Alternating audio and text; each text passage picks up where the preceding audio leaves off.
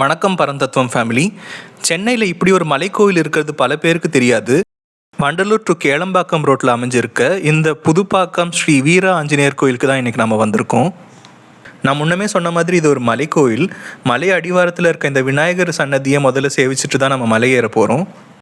இந்த கோயிலோட ஸ்தல புராணம் பார்த்திங்கன்னா, ராமாயண யுத்த காண்டத்தில் ராவணனுடைய பையன் இந்திரஜித் விட்ட அம்புனால மயங்கி கிடந்த லக்ஷ்மணனை காப்பாற்றுறதுக்காக ஹனுமன் சஞ்சீவினி மலையை ஹிமயமலையிலேருந்து பெயர்த்து எடுத்துகிட்டு வருவாங்க.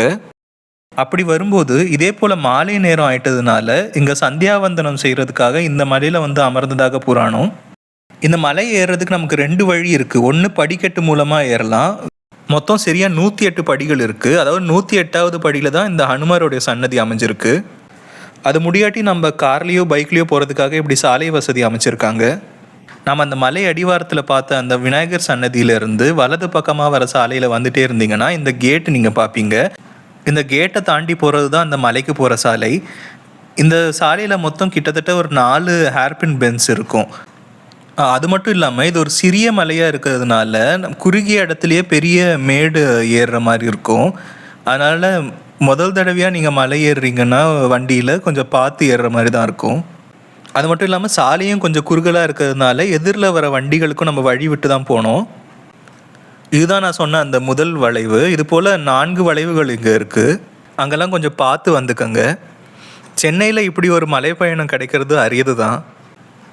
அது மட்டும் இல்லாமல் இந்த மலையில் காலையில் வந்தீங்கன்னா சன்ரைஸ் ரொம்ப அழகாக இருக்கும். இப்போ நம்ம சாயந்தரம் வந்திருக்கோம். இப்போது சன்செட்டுமே இங்கேருந்து பார்க்கலாம், அழகாக இருக்கும்.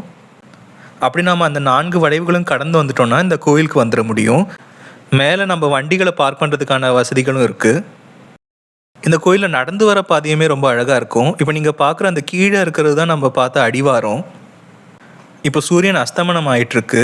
கிட்டத்தட்ட இதே போன்ற நேரத்தில் தான் இந்த ஹனுமருமே இங்கே வந்து சந்தியாவந்தனம் செஞ்சதாக புராணம். நான் முன்னமே சொன்ன மாதிரி இங்கே 108 படிக்கட்டுகள் இருக்குது. ஆனால் எல்லாமே சின்ன சின்ன படிக்கட்டுகள்ன்றதுனால நமக்கு ஏறுற சிரமமே தெரியாது. அது மட்டும் இல்லாமல் ஹனுமர் சஞ்சீவினி மலையை தூக்கிட்டு வந்து இங்கே அமர்ந்ததுனால அந்த மலையில் இருக்க சில மூலிகைகள் இங்கேயும் இருக்கிறதா சொல்கிறாங்க. அந்த மூலிகை மரங்களுடைய காற்று நம்ம மேலே படுறதும் ரொம்ப சிறப்புன்னு சொல்கிறாங்க. என்ன கேட்டால் இந்த மலைக்கு வண்டியில் வர்றதுக்கு பதிலாக இப்படி நடந்து வர்றது ரொம்ப அழகாக இருக்கும். இந்த இயற்கை சூழலில் ரசிச்சுட்டே வர மாதிரி இருக்கும். சனிக்கிழமைகளை தவிர மற்ற நாட்களில் இங்கே பெருசாக கூட்டம் இருக்காதுன்றதுனால இங்கே ரொம்ப அமைதியாக இருக்கும். இப்போ நீங்கள் எதிரில் பார்க்குறது தான் மலை மேலே இருக்க அந்த ஸ்ரீ வீர ஆஞ்சநேயர் கோயில். இந்த கோயில் திறந்திருக்கிற நேரம் வந்து காலை 7:30 மணிலேருந்து 11:30 மணி வரைக்கும், அப்புறம் மாலை 3:30 மணிலேருந்து 7:30 மணி வரைக்கும். சனிக்கிழமைகளில் காலையில் 5:30 மணிக்கே திறந்து நைட்டு 9 மணி வரைக்கும் இருக்கிறதா சொல்கிறாங்க. இதுதான் மலைக்கு மேலே இருக்க கோயில். இங்கே மூலவர் வீர ஆஞ்சநேயர். அவருக்கு எதிரிலேயே தனி சன்னதியில் இங்கே ராமர், சீதா, லக்ஷ்மணர் இருப்பாங்க. இங்கே ஹனுமார் ராம காரியத்தை நிறைவேற்றுறதுக்காக வீரமான கோலத்தில் நிற்பாங்க. என்னதான் வீரமான கோலத்தில் நின்னாலுமே தன்னுடைய ஒரு கையினால் அபயஹஸ்தத்தை காட்டி வர பக்தர்களுக்கு அருள் கொடுக்குற கோலத்தில் தான் நிற்பாங்க. இந்த கோயிலில் ஒரு வழிபாடுமே இருக்குது.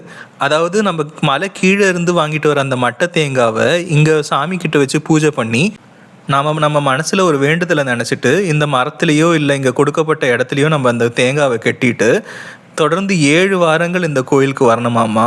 அப்படி 7வது வாரம் நம்ம இங்கே வரும்போது நம்ம மனசில் நினச்சி வச்சுருந்த காரியம் முடிஞ்சிருக்கும்னு சொல்கிறாங்க.